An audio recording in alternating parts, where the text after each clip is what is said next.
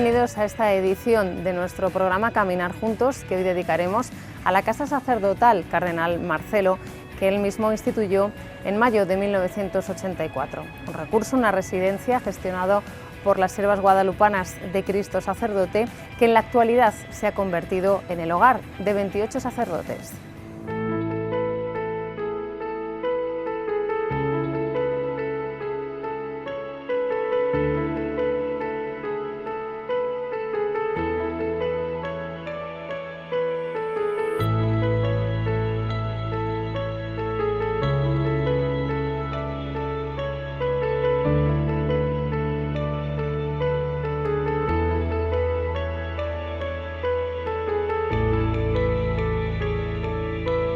Don Daniel Palomo, director de la Casa Sacerdotal en estos momentos, ¿qué tal? ¿Cómo está? Pues bien, gracias a Dios. No tan bien como vosotros, pero también muy bien.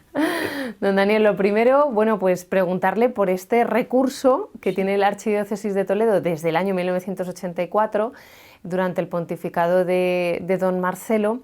Bueno, pues ¿por qué surge esta inquietud y por qué se pone en marcha este proyecto? ¿Por qué la Casa Sacerdotal? Bueno, la Casa Sacerdotal ya estaba existiendo desde los años 50. Estaba en lo que es la iglesia de San Bartolomé, por las terciarias, no sé si conocéis eso. Y esto la funda el cardenal Pla. Intervino mucho el obispo auxiliar Miranda. Lo que pasa es que aquello era un lugar pequeño, y entonces cuando se traslada aquí y se vienen los sacerdotes residentes en aquella casa, aquí a esta casa que es mucho más amplia, aunque cuando ellos se bajaban muy a disgusto, porque claro, esto estaba aquí casi en el campo, podríamos decir. Claro, porque todavía no estaba habitado, sí, no sí. como lo conocemos ahora. Sí. Y entonces se quejaban de que estaban lejos de la catedral, de que estaban lejos del arzobispado, lejos del centro de Toledo, y sin embargo aquí, ahora si queréis podéis coger también un poco unos planos de los paseos que podemos tener. Aquí te pones a andar y dar la vuelta a todo, es 1 kilómetro lo que te llevas andando, ¿no? Y se hizo entonces en el año 94, se ocupó este lugar, que fue don Marcelo quien lo construyó. Por eso lleva como nombre Casa Sacerdotal Cardenal Marcelo. ¿Para qué se construye? Pues para sacerdotes jubilados, pero no solamente para sacerdotes jubilados, sino también para sacerdotes que estén en activo y que no tengan con quién estar. Yo, por ejemplo, vine aquí a la Casa Sacerdotal hace 34 años. Cuando vine a Toledo de párroco al Buen Pastor, venía con mi padre y don Marcelo, cuando me llamó, dice: mira, te voy a hacer una propuesta, a ver si te gusta. Tú estás en Mocejón muy bien, la gente os atiende muy bien. Dice, pero ¿y si te llevo a la Casa Sacerdotal y puedes llevar allá a tu padre también? Digo, pues muy bien, don Marcelo. Y entonces, en el año 89, yo vine ya a la Casa Sacerdotal. Y entonces está destinada a sacerdotes, como te decía, ya mayores, jubilados, y también a sacerdotes que estaban en activo. Yo entonces estaba de párroco en el Buen Pastor. Hace 6 años que dejé yo de ser párroco del Buen Pastor. Y ahora mismo hay, por ejemplo, pues Emilio Tacero, que está de párroco y está viviendo también aquí. Estuvo viviendo con su padre, por cierto, también. Y entonces, fundamentalmente, era para los sacerdotes ya mayores, pero también admitía, no solamente los llamábamos residencia, sino mejor casa sacerdotal, que el sacerdote se sintiese aquí como en su propia casa. Como en su casa. Y parte fundamental de la casa de un sacerdote, evidentemente, es su familia, ¿no? Su familia, sobre todo en aquellos casos en los que, por ejemplo, padres mayores, o bueno, ahora también hermanas mayores, familiares muy cercanos, pues que necesitan también de este apoyo. Es un gesto de caridad muy importante. Muy fuerte, sí, muy fuerte. Sí. Desde el año 89 lleva usted aquí, don Daniel. Desde el año 89, sí. Soy el más veterano de la casa. O sea, claro, esta es su casa, con razón. Su casa. 34 años. 34 años aquí en la Casa Sacerdotal.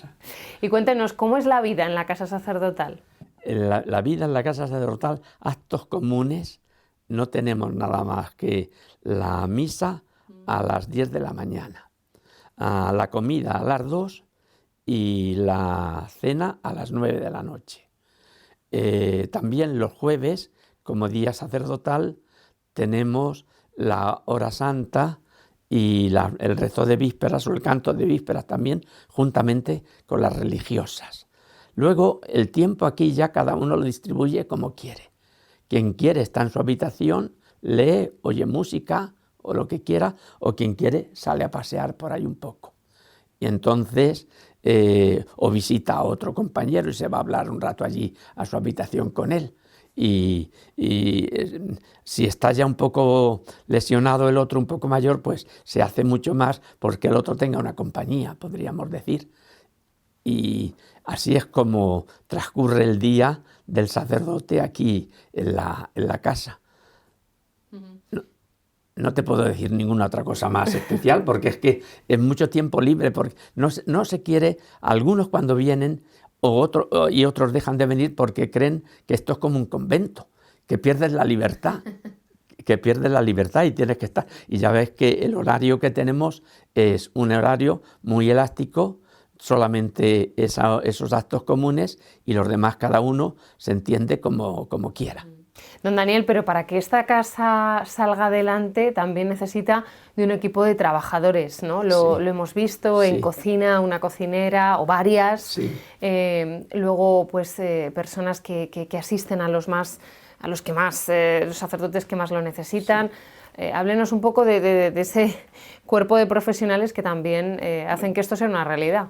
Hay ser religiosas, siervas guadalupanas de Cristo sacerdote, que su misión es precisamente atender a los sacerdotes. Luego ya profesionales, la cocina la lleva el catering y entonces son las cocineras.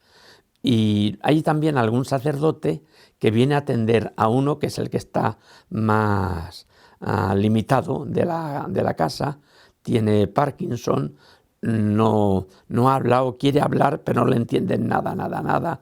Y entonces se viene por las noches a dormir con él, a dormir aquí en la casa con él y atenderle.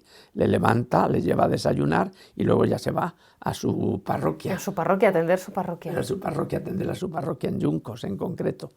Y más profesionales, las de la limpieza.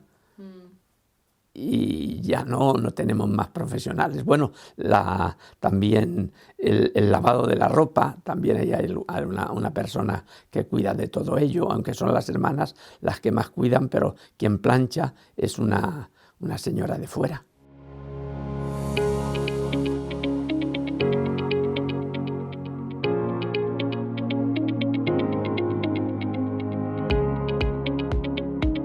Hermana Dafne, háblenos de pues cuál es su labor aquí, la labor de las siervas guadalupanas de Cristo sacerdote, en concreto en la casa sacerdotal. Bueno, principalmente es pedir por ellos, nuestra oración hacia su santificación y bueno, es parte de nuestro carisma y nuestro carisma principal, orar por los sacerdotes. Y bueno, aquí en la casa es atención a ellos en sus necesidades. Por la mañana atenderles en el desayuno. Algunos les cuesta un poco más levantarse a coger su vaso con leche. Algunos hay que servirles el desayuno. Como somos varias, pues nos dividimos. Unas los atienden en el comedor, otras a sus habitaciones, para levantarlos, para saber que han amanecido bien, depende de las necesidades de cada uno. Y también, pues como contamos con la ayuda de trabajadores, pues ellos hacen una parte y nosotras otra. Y bueno, también es en atención a sus cosas personales, lavarles la ropa.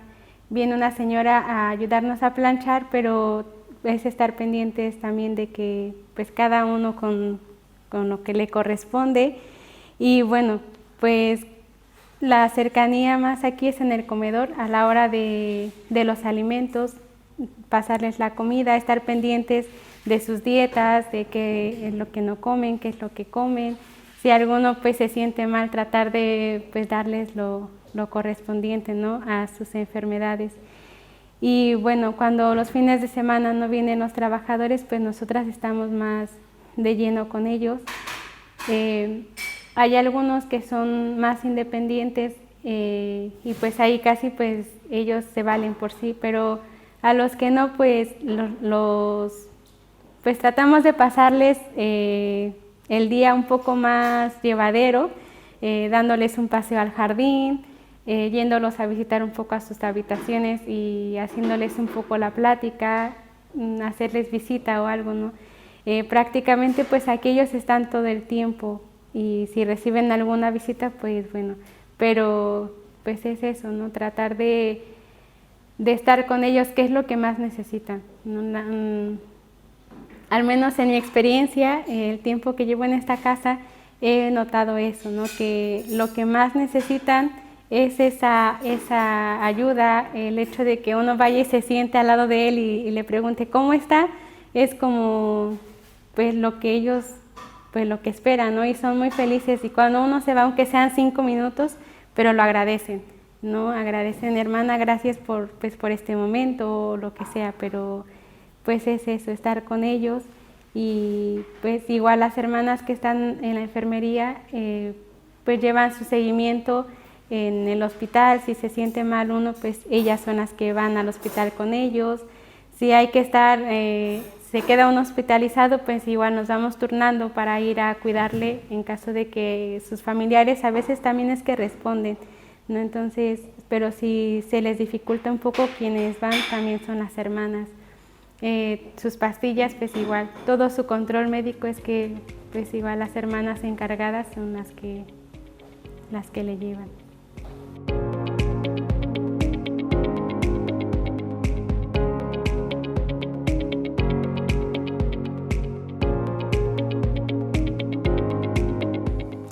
Don Daniel, estamos en el año sacerdotal y a todos los sacerdotes les preguntamos por su vocación, ¿no? ¿Usted es de la Torre de Esteban Ambrán? Sí, de la Torre de Esteban Ambrán. Y me gustaría conocer su historia.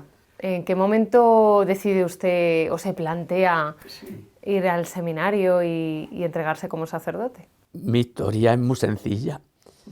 Había un párroco en mi pueblo, don Benito López Oliveros, que ya murió, y era muy amigo de niños y de jóvenes y demás.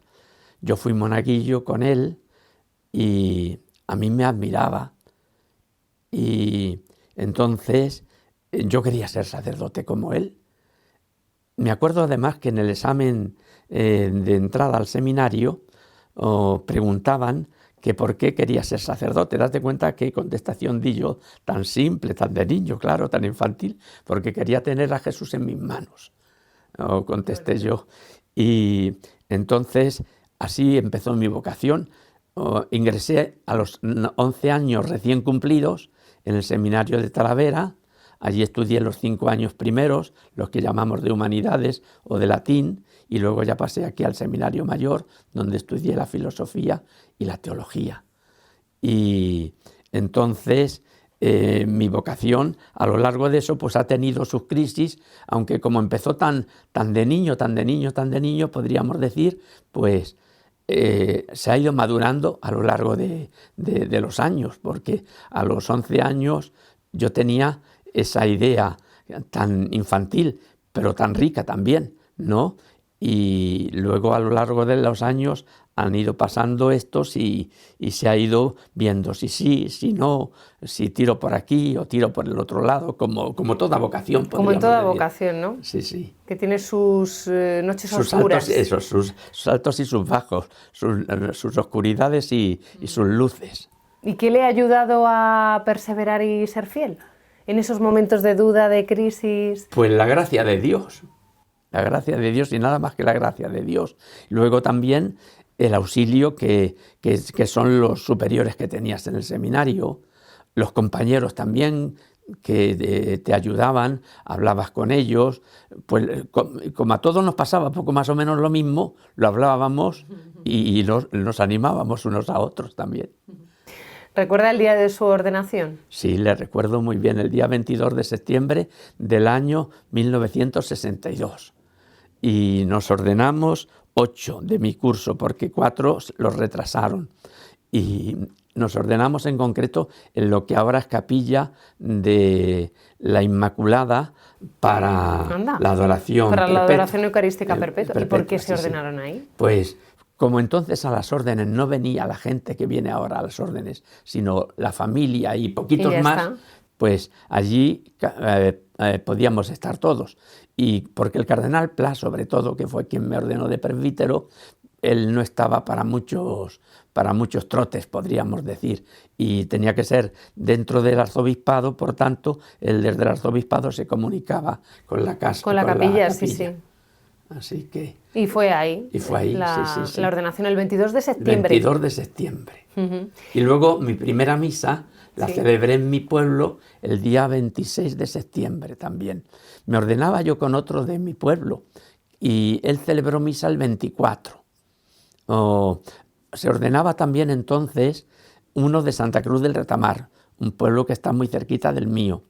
Y así dábamos ocasión a los que nos quisieran acompañar, que pudieran estar en la torre el 24, el 25 en Santa Cruz y el 26 otra vez en la torre conmigo. Así. Don Daniel, uno cuando echa la vista atrás, hábleme de sus años en activo, ¿no? como sacerdote.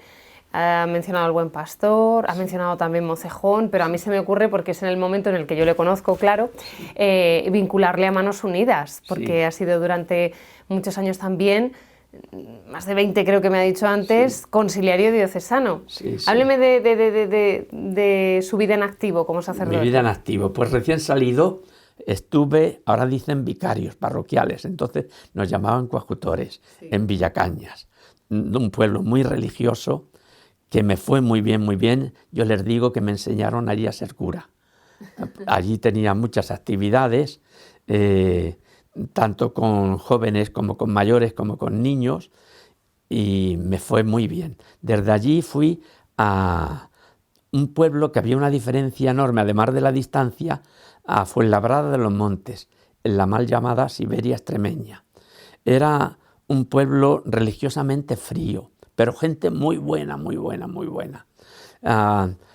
No habían tenido suerte en los sacerdotes, porque casi lo tenían como pueblo de castigo, por lo lejos que estaba. Cuando algún sacerdote hacía alguna faena, le mandaban por ahí.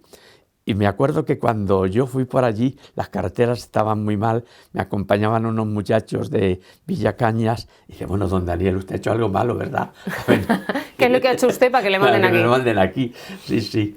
Y allí me fue muy bien también, trabajé 3 años y medio, que fue lo que estuve por allí, muy bien, y la gente respondió estupendamente, con muchas ganas, con semanas de juventud, semanas de la familia, con la catequesis con los niños, o salidas por ahí, y campamentos, y desde ahí ya vine a Mocejón. En Mocejón he estado 20 años. Estuve primero de conciliario diocesano de la JAR. La JAR es Juventud Agrícola Rural Católica. Es un movimiento especializado de la acción católica. La acción católica está la acción católica general y luego están los movimientos según el ambiente en que se desarrollen. Si es en los pueblos, Juventud Rural Católica. Si es entre los obreros, Juventud Obrera Católica. Si es entre los estudiantes, Juventud Estudiante Católica. Y si son independientes, podríamos decir de que son pues como trabajadores en el comercio y demás, entonces la G, el disco de la risa que decíamos, jar, je, jic, joc, ¿no? Y ahí estuve bastantes años de conciliario. En un principio, cuando me nombraron conciliario y me traían de Fuenlabrada aquí, querían que viniese a Toledo, pero yo dije, si voy a ser conciliario de jóvenes rurales, lo suyo es que yo viva en un pueblo, porque si no, si vivo en una ciudad, no estoy encarnado en esa realidad, ellos, claro. En esa realidad. Y allí estaba compaginando, porque entonces estaba también allí en Mocejón don Juan García Santa Cruz, que formábamos un equipo muy bueno los dos. él me decía siempre, mi copresbítero. Oh, y entonces yo tenía que salir mucho. Yo me he recorrido la diócesis con esto de la JAR. Como luego vino la crisis de la Acción Católica, y con la crisis de la Acción Católica, pues la JAR prácticamente desapareció. Y ya me dediqué a la parroquia de Mocejón. Allí, como he dicho antes, he estado 20 años y me fue muy bien. Yo quise mucho a la gente y la gente creo que me quiso también mucho. Por eso cuando don Marcelo me llamó y para hacerme esa propuesta me decía, sé que allí está muy bien, que la gente te quiere, y que cuando tú sales, porque estuve yo entonces de secretario también del sínodo, secretario general del sínodo, y entonces tenía que andar saliendo mucho. Dice que cuando tienes que salir, tienes que buscar a alguien que se quede con tu padre. Mi padre ya era mayor, efectivamente. Entonces te propongo esto. Sé que también la gente le cuida muy bien a tu padre, pero aquí a lo mejor, y no lo dudé, yo también se lo pregunto a mi padre y dice, pues sí, nos vamos. Y aquí vine en el año 89 al Buen Pastor. Y ahí he estado en el Buen Pastor 27 años. 27 años. 27 años. En este tiempo he sido, además de conciliario, como dices, de Manos Unidas, también estuve siendo conciliario diocesano del Movimiento Familiar Cristiano. Ah, sí. Estuve siendo pues 6 u 8 años. Cuando dejé prácticamente lo de la JAR, entonces don Marcelo dice, ¿y si te hicieras cargo del Movimiento Familiar Cristiano? Bueno, pues allí estuve haciendo lo que pude también y lo que supe. Y después ya con Manos Unidas, que hayan sido muchos los años que he estado, han sido varias las delegadas que han estado mientras yo he estado siendo conciliario diocesano. Y ya de conciliario me conoces de entrevistas que nos has hecho, tanto a la delegada como a mí. Y muy apasionante ese trabajo de Manos Unidas, sentirte cerca y lejos, de los que están lejos, sentirte muy cerca y vivir en honda caridad con ellos, porque aquí es fácil hacer caridad con el pobre que ves a tu lado, pero trabajar en Manos Unidas es trabajar para los que están muy lejos de ti, pero sin embargo te educa eso mucho en la forma de proceder, porque en Manos Unidas se trabaja por proyectos y todo proyecto tiene que ser presentado por una comunidad que lo mantenga y que le dé luego continuidad, que no termine el proyecto con el dinero que se les manda, sino que tiene que tener luego una continuidad. Manos Unidas insiste mucho en esa idea de que a lo largo de todo ese tiempo la persona se vaya promocionando y vaya creciendo también en conocimientos, en personalidad más formada y en cultura, en las diferentes dimensiones que tienen los proyectos de Manos Unidas. Eso me enriqueció mucho también, lo mismo que que trabajar en el movimiento familiar cristiano, lo mismo también que trabajar como conciliario, como secretario del sínodo diocesano, y luego siempre he tenido mucho trato con los seglares. Eso me ha enriquecido mucho, el trato con los seglares. Pues quizá también por ahí que don Marcelo tuviese esa intuición y le propusiese estar al frente del Movimiento Familiar Cristiano y de Manos Unidas, claro, ¿no? Porque ya ese trato con los seglares y esa relación ya se veía. Así es. Bueno, pues dos vocaciones que se enriquecen, las de los seglares, la de los sacerdotes, necesarias desde luego en la Iglesia en todo momento. Y bueno, se me ha olvidado preguntarle antes por la pandemia aquí en la Casa Sacerdotal. Estábamos muy pendientes de todo lo que sucedía en la residencia, sobre todo de mayores, pero de nuestra Casa Sacerdotal también. ¿Cómo fue? Aquí la pandemia, en el primer golpe, nos libramos muy bien. Don Francisco me llamaba todos los días por la noche, dame novedad. A ver qué novedades. Y la primera etapa de la pandemia, muy bien, ninguno. Y él lo ponía como un modelo. Pero ya la segunda parte, a partir de noviembre, ya empezamos Noviembre de 2021. Perdón, 2020. Ya empezamos a tener muertes. El día 2 de noviembre, la muerte de don José Antonio Sánchez Valdemoro, que fue el primero que murió. Entonces murieron 5 sacerdotes de la casa, los tuvieron que ingresar, estuvieron muchos también ingresados, pero en fin, lo superaron.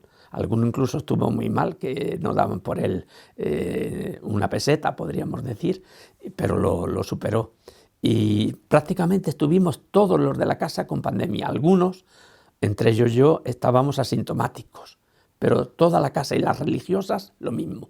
Todas las religiosas también con la COVID, pero se superó, menos esos 5 y la hermana de otro sacerdote. Uh-huh. Bueno, pues ya me queda preguntarle si uno hace balance de su vida como sacerdote, de su entrega a don Daniel, bueno, pues ¿qué es lo que ve? Pues ve uno momentos de una entrega grande y otras veces en que uno, como es humano, pues se escaquea también. Y yo me he escaqueado alguna vez y tengo que pedir perdón al Señor, y se lo pido también a la gente, porque han sido ellos los que han perdido cuando yo me he escaqueado, pero en líneas generales podríamos decir que yo estoy satisfecho de ese trabajo. ¿Qué es más? Podríamos decir lo positivo que lo negativo, mucho más lo positivo que lo negativo. Le voy a preguntar también por el sínodo. ¿Participó como secretario? Como secretario del sínodo. ¿Cómo define esa etapa? Una etapa también muy rica, muy rica. Hubo que recorrer prácticamente todos los pueblos de la diócesis y varias veces. En esa etapa hubo que preparar los materiales para la celebración del sínodo. La etapa más rica, más que la celebración del sínodo, fue la etapa preparatoria, que fueron 3 años dedicados a la etapa preparatoria. Y teníamos que preparar los materiales para los grupos, que llegaron a ser 2.000 y algo grupos. En total participaron en esa etapa preparatoria más de 15.000 personas, y entonces fue muy rico, tanto por el contacto que tenías con la gente, como cuando mandabas las fichas y veías lo que la gente proponía y lo que la gente hacía. Todo eso pues también enriqueció mucho. Luego ya la celebración del sínodo propiamente fue solamente 2 años, que le celebrábamos un sábado sí y otro no en el colegio de infantes.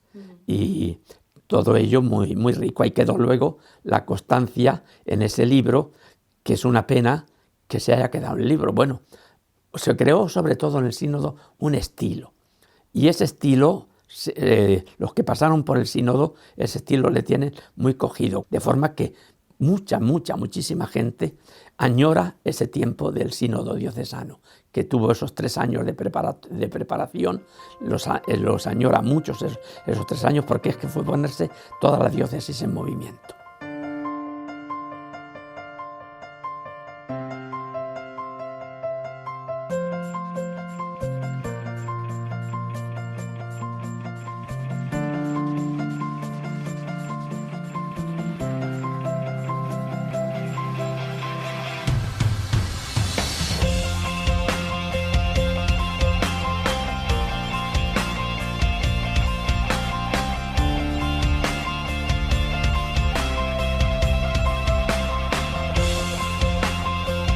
Don Juan Sánchez, muchísimas gracias por compartir con nosotros este ratito, con todos los que nos ven en Canal Diocesano de Televisión. Cuénteme, ¿qué hace usted aquí, en la Casa Sacerdotal?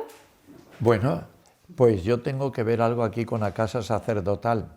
Fíjate, hace muchos años yo estuve en la inauguración, empecé a ser ecónomo entonces de la diócesis con don Marcelo, y estuve en la inauguración, pero yo ahí no tuve ninguna intervención económica porque estaba mi antecesor, don Balbino, que un hombre muy benemérito, que lo hizo muy bien y administró muy bien los bienes de la diócesis, y luego yo le sucedí.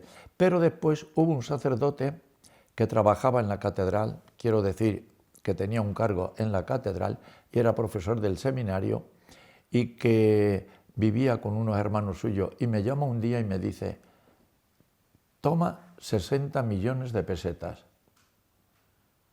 Yo se lo dije al arzobispo que estaba entonces de titular de la diócesis, don Francisco Álvarez, cardenal, que ha muerto hace un año y pico, y digo, ha llegado este dinero.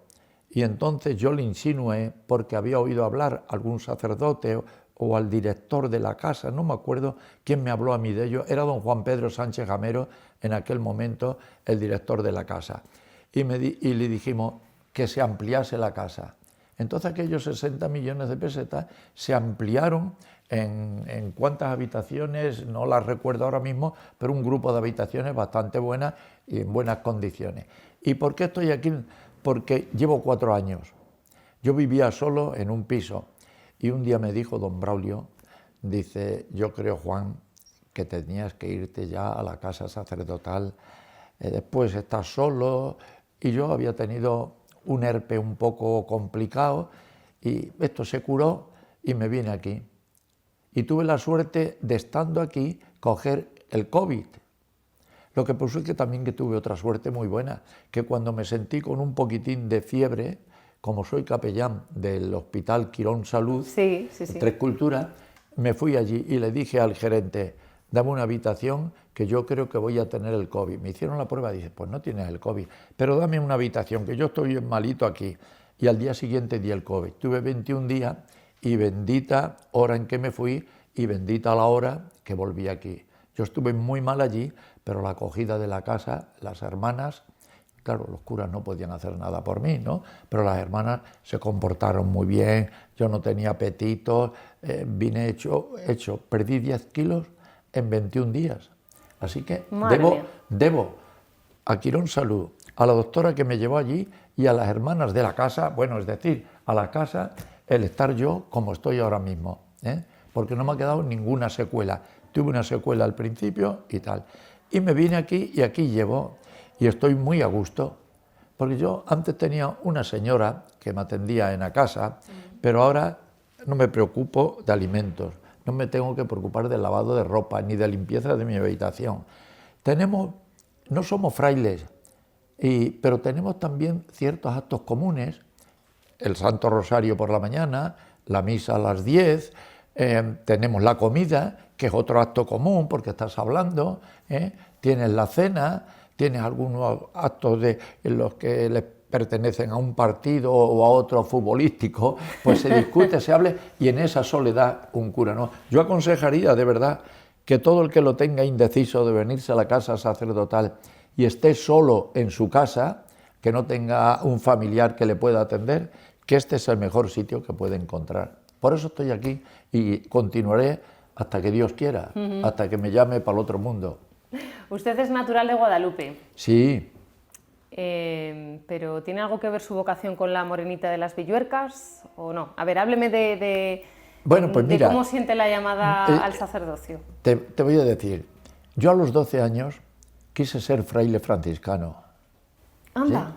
Sí, pero yo he padecido siempre de los ojos, ahora estoy también muy limitado, pero luego con operaciones y con gafas he hecho la carrera, he podido estar trabajando incluso de ecónomo 18 años con el ordenador, he podido hacerlo.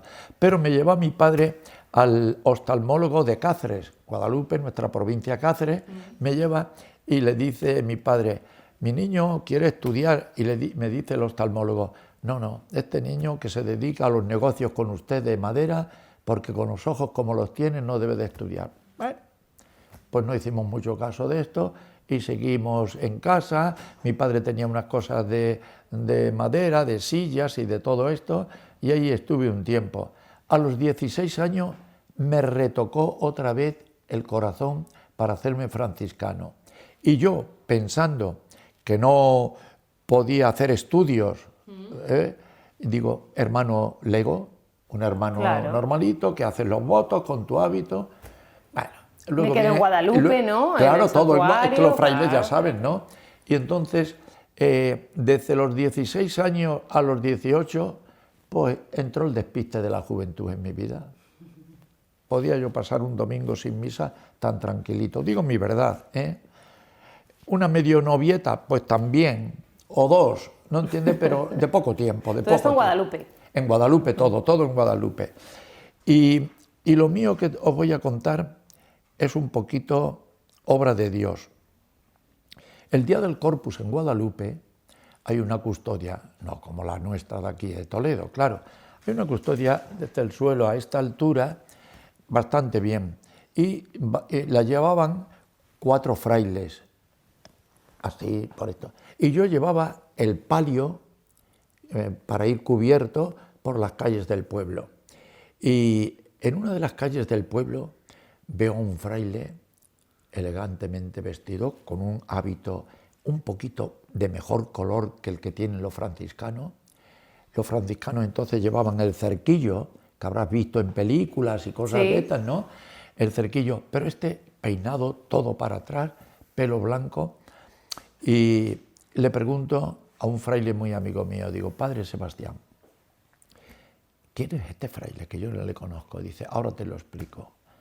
Este es José Mojica, artista de cine, que a los 62 años se ha hecho sacerdote franciscano y se dedica por Perú a ir cantando por los teatros y los sitios para recaudar dinero para sus seminarios.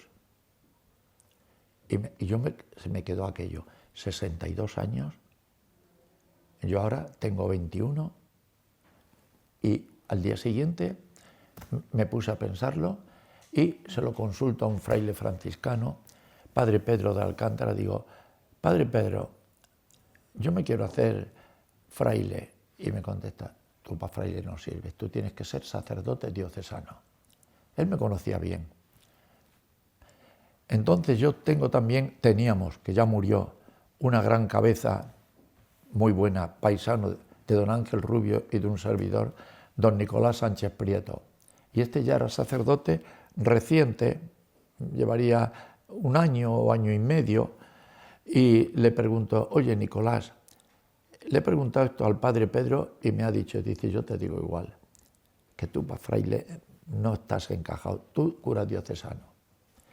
Y ahí empecé a hacer mis papeles y mis cosas.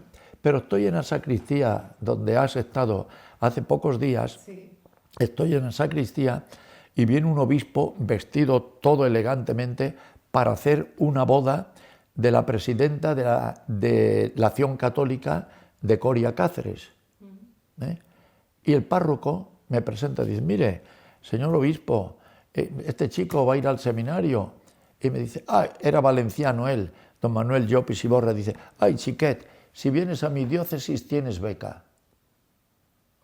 Se lo digo a mi padre, que ya estaba yo hablando con él, y dice mi padre, que no nos sobraba tampoco mucho el dinero, dice, pues ahí. Y estuve en Coria Cáceres hasta tercero de teología. Cuando me voy a ordenar de subdiácono, que entonces había un orden de subdiácono, los que estamos aquí, por aquí cercanos, todos somos subdiáconos, pues piden informes aquí a Toledo, y antes del Concilio Vaticano II había una ley que para ordenarte, por ejemplo, uno que está en Coria Cáceres, pero pertenece en nacimiento y bautismo a la diócesis de Toledo por Guadalupe, dijo el cardenal Pleideniel que no, que en la guerra se habían perdido muchos sacerdotes y que viniese para acá. Entonces vine el último año, y claro, en un año no te pueden ordenar de todo, pero al acabar el curso, yo, el cuarto de teología, yo no tenía más que unas órdenes menores, que vestía sotana, un cerquillo aquí pequeñito que llevábamos los sacerdotes, y me llama el canciller secretario, don Ireneo, y me dice, oye Juan, que quiere verte el señor cardenal. Yo digo, bueno, pues esto sí que no lo entiendo yo, que allí, que no, que ahora que... Y me llama y me dice, ¿usted está dispuesto a ordenarse ya sacerdote? Digo, claro, para eso estoy. Entonces, el día 15 de agosto me ordeno de subdiácono, a los 15 días de diácono y a los 15 días de presbítero. Y me mandan, sí, con dispensas de todo. Y yo le dije, pero ¿cómo voy a estar haciendo todas las semanas ejercicios espirituales? Dice, hácelos de subdiácono, me dijo el señor cardenal, y luego haces un retiro, que ni retiros ni nada. Allí en mi mismo pueblo, con los frailes, preparando las invitaciones. Y mi hermana se le ocurre que quiere casarse en la misma primera misa mía, casarse, porque ya tenía su novio y ella piso en Madrid. ¿Qué me dice? O sea, en su primera misa casó a su hermana también. Sí, sí. Y fue un espectáculo para nuestro pueblo muy Claro. bonito, muy bonito. Estaría Guadalupe, vamos. Y a una hija de una prima hermana, Sí. la primera comunión. Qué bonito. Así empezó un poquito mi vida Su en la vida. diócesis. Luego estuve en un pueblo de Extremadura, con el cual director actual de aquí, don Daniel, estuvimos muy cerca. Él estaba Sí. de párroco en Fuenlabrada, y yo estaba en Ciruela, de capellán de las monjas y coadjutor.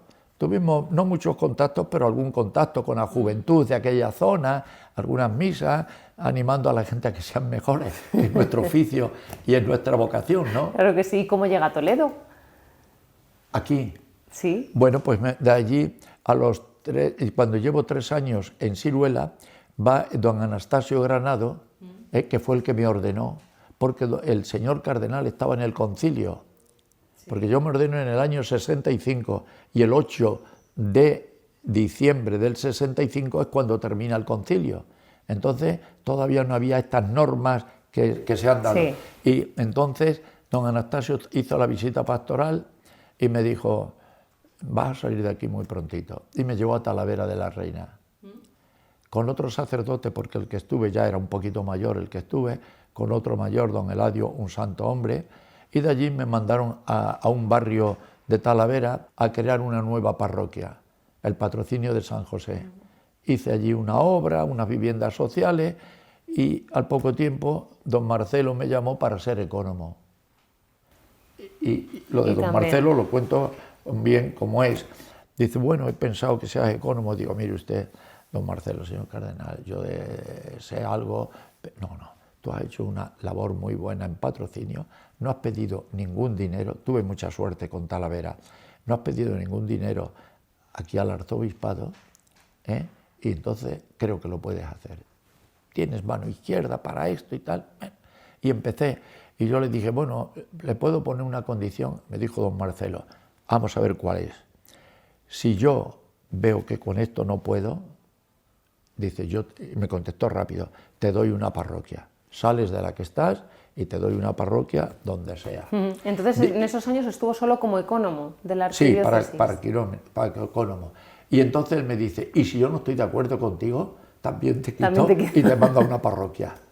Y eso, ¿sabes? Nunca se volvió a hablar de ello y he estado 18 años. Y el cardenal Cañizares, pues, me llamó un día también y me dijo, mira, llevas 18 años de ecónomo. He pensado que va a haber un seglar de ecónomo y que tú seas deán de la catedral. Y yo era ya canónigo, porque me hizo don Marcelo canónigo, le dije, señor cardenal, don Antonio, usted no me puede hacer, hay que presentar 3 nombres. Bueno, yo puedo hacer lo que quiera, sí, usted puede hacer, pero yo esto sí lo digo y público me gusta que lo escuchen. Le dije, yo, si no es que voy entre los 3 nombres que usted puede elegir para ser deán, no lo acepto. Y le dije esto, ¿usted sabe lo que es entrar con calzador en el cabildo primado impuesto por usted y sin ser aceptado por los otros? Sí, el cardenal Cañizares, ¿le conociste? Sí, un hombre muy abierto. Sí. Bueno, y luego sí salí entre los 3 nombres y el primero. Entraron otros nombres que los conocéis perfectamente. Lo digo, don Juan Pedro Sánchez de Gamero entró en esa terna también, no terna, entre esos 3 nombres, porque una terna es obligatoria y los 3 nombres no. Y luego he estado 12.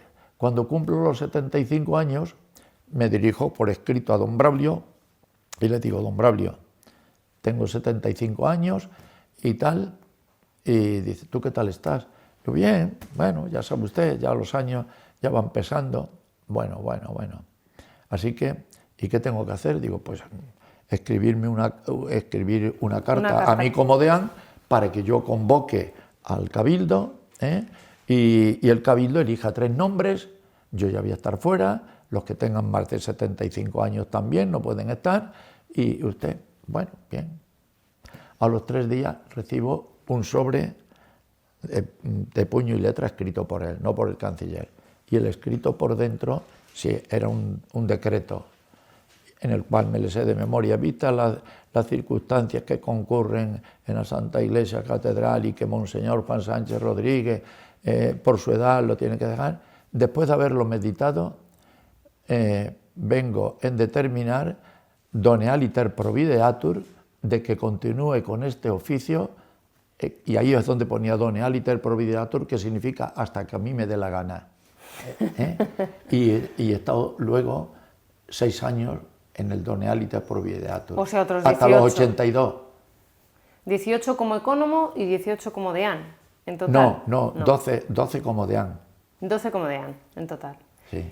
Don Juan, uno dedicado a la economía de la Archidiócesis de Toledo, un sacerdote, pues claro, uno puede imaginar pues la pastoral, no sé, con las familias, en una parroquia, tal, pero dedicado a esto de los dineros, que le gusta a usted decir, no sé, tiene que ser como muy vocacional, ¿no? Porque si pues no, puede que no se entienda, o que uno piense, bueno, yo estaría mejor en una parroquia o...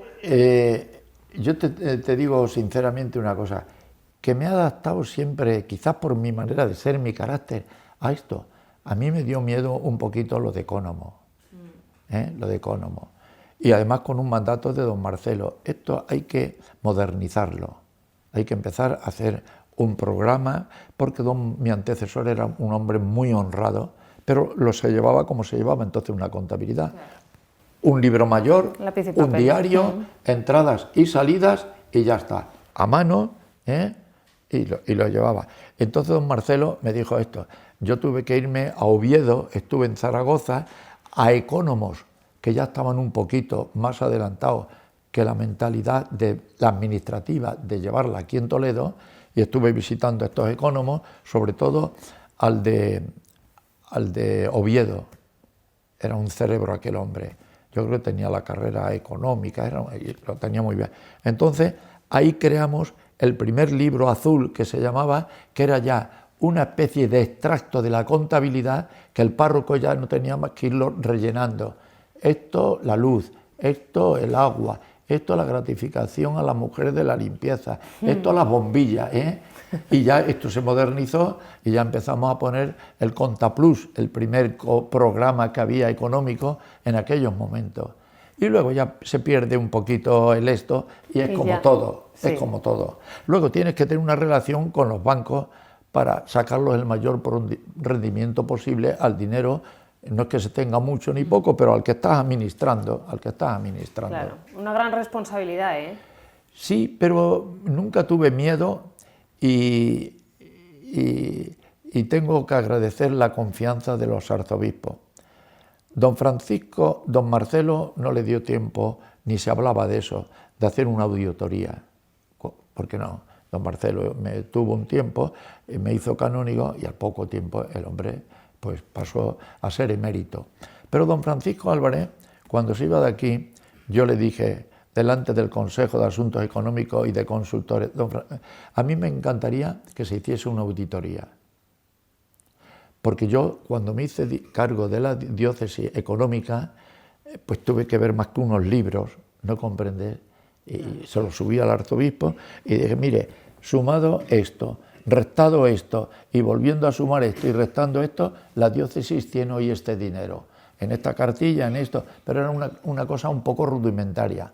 Pero ya esto, y me dijo don Francisco, no, yo me fío totalmente. Cañizares tampoco lo permitió, don Braulio tampoco. Bueno, con don Braulio sí lo hicimos, porque yo ya con Anastasio me puse de acuerdo, digo, mira, estas cosas tienen que ser así, que se auditen y que se vea lo que yo he recibido, lo que está, hay que ser honrado. Y bien.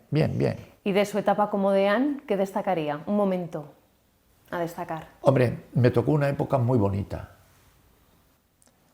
La sacristía, ampliar el museo de las adyacentes salas que estaban cerradas, bueno, estaban con ornamentos de iglesia y ahora están, abrir lo de tapices abajo, dorar, teniendo con un cuidado exquisito la custodia, teniéndola en una habitación, viniendo los técnicos, estando cerrados y con cámaras, porque el cabildo tenía razón.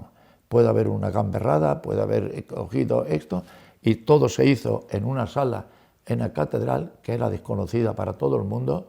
No se podía entrar allí más que los trabajadores, un servidor como deán entraba y el canónigo obrero, pero llamando a la puerta y hablando, porque es que estaba toda despedazada, toda. Es que lo hacen muy bien. Unos cajones grandes pintados allí. Y, por ejemplo, lo que era este trocito así, ese estaba dibujado para colocarle allí, para que medida, no hubiese ¿no? la medida, sin poner números, para no esto, y todo a medida. Fue una obra también muy bonita. Y luego también el trono de la Virgen, que también estaba un poquito. Me tocó una época que hubo que hacer muchas obras, no es que yo sea el mejor, entiéndeme. Después, el siguiente, me decía don Juan Miguel Ferrer, si es que yo ya no tengo nada que hacer aquí, está todo hecho. Arreglado. Bueno, hay que hacer mucho porque él es muy buena cabeza también para muchas cosas. Y don Juan Pedro está ahora, una buena le cae a don Juan Pedro ahora. Con el centenario. Con el centenario. Le cae una buena, se lo dije el otro día, prepárate, que es hablar con este, hablar con el otro, esto que han quedado en esto y luego no me han ofrecido esta institución tanto dinero y luego no te lo da, porque a mí me pasó también con la reina Isabel la Católica, con la gran exposición. Sí, algún es alto verdad. político me dijo, 100 millones de pesetas tienes para eso. Nunca se vieron. Nunca. Ya.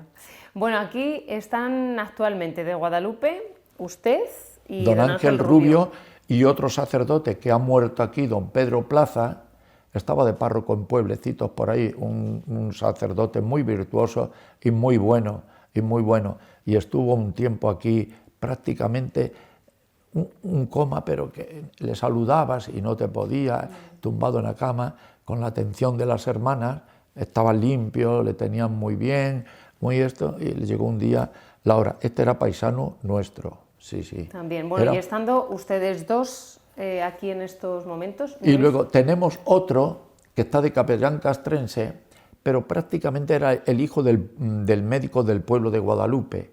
Bueno, este estuvo poquito tiempo por ahí y luego se hizo castrense y está ya emérito y vive en Cartagena. Somos los 4 sacerdotes. Y hubo anteriormente 2 religiosos franciscanos que eran hijos del pueblo, pero ya con Dios ya hace con tanta muchos años. presencia de gente de Guadalupe aquí, no veo yo ninguna imagen de la Virgen. En mi habitación sí. Ahí no hemos entrado. Muchas gracias. Nada, con mucho gusto haber estado un ratito hablando con vosotros.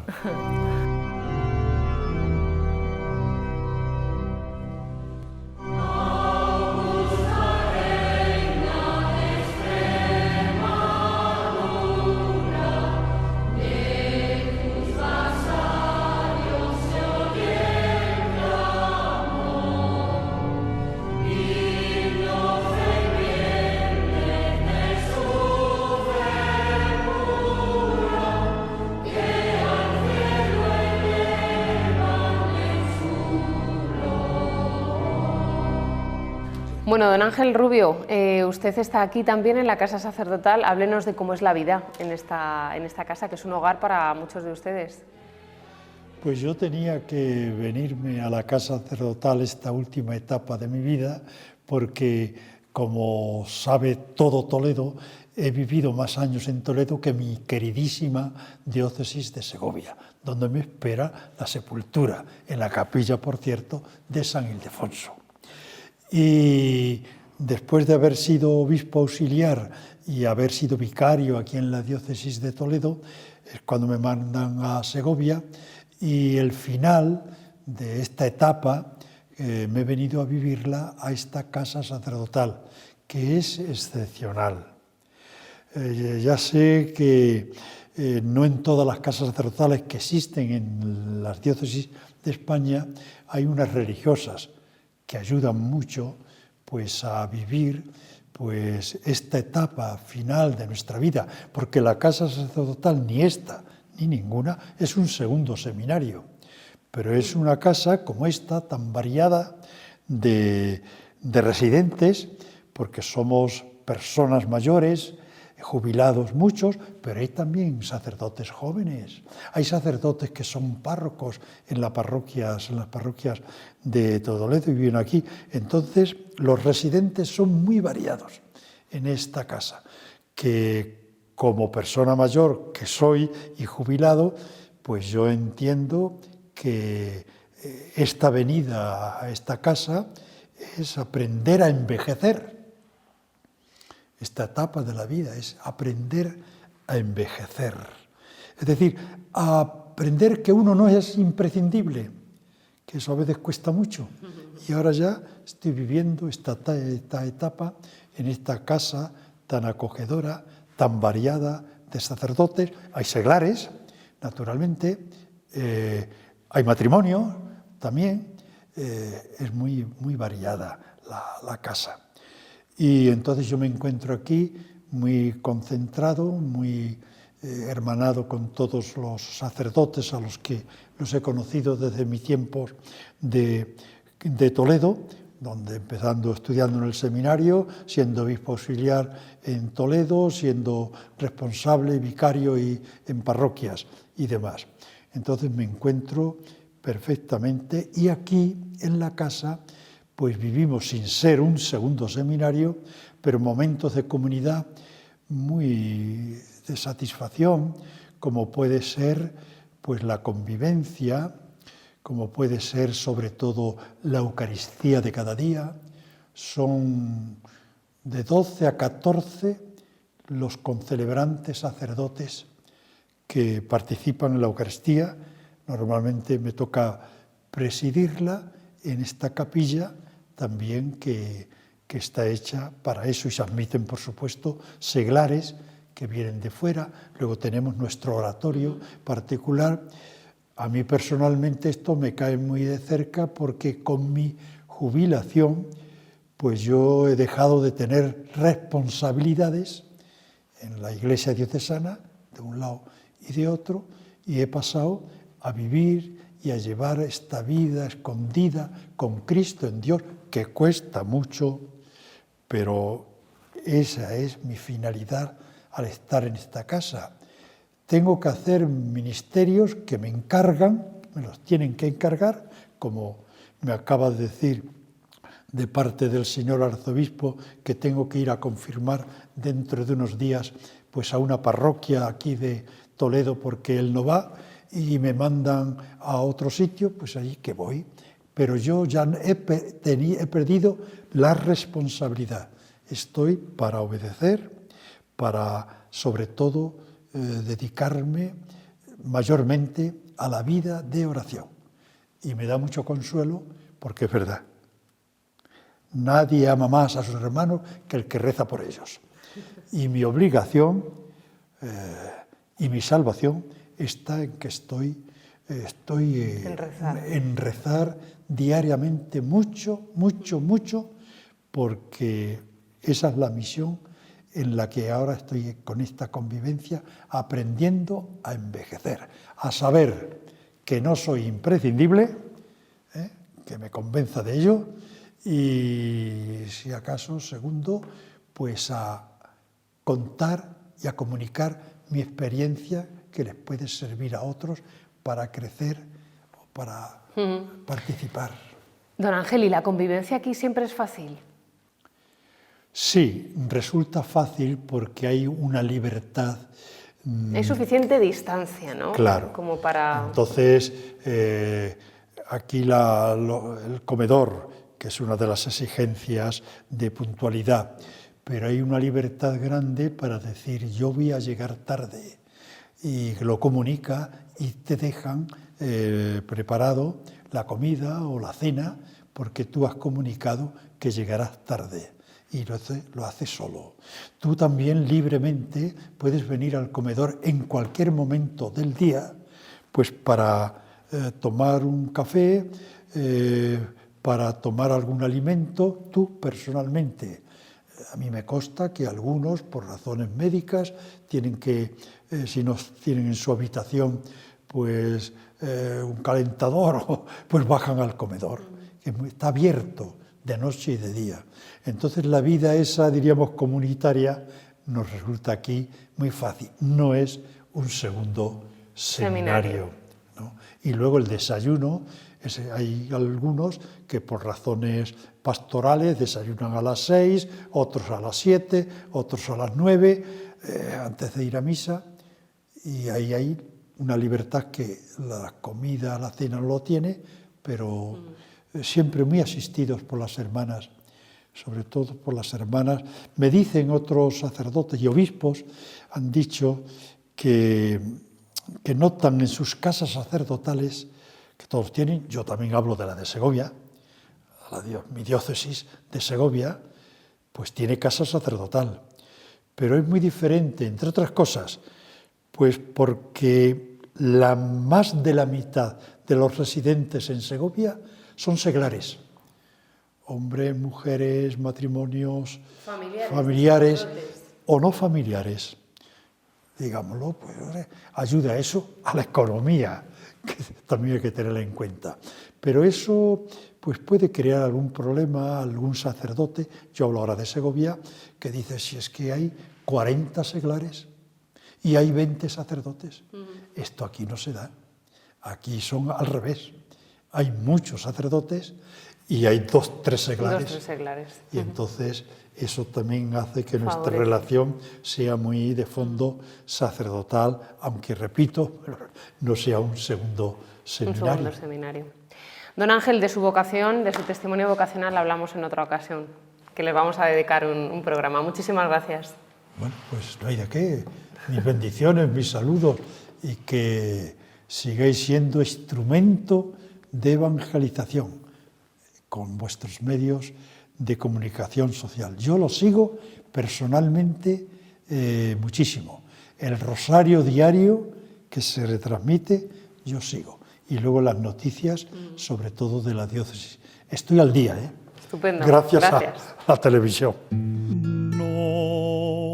No me avergüenzo del Evangelio, del que recibí, del que recé, del que proclamé y viví.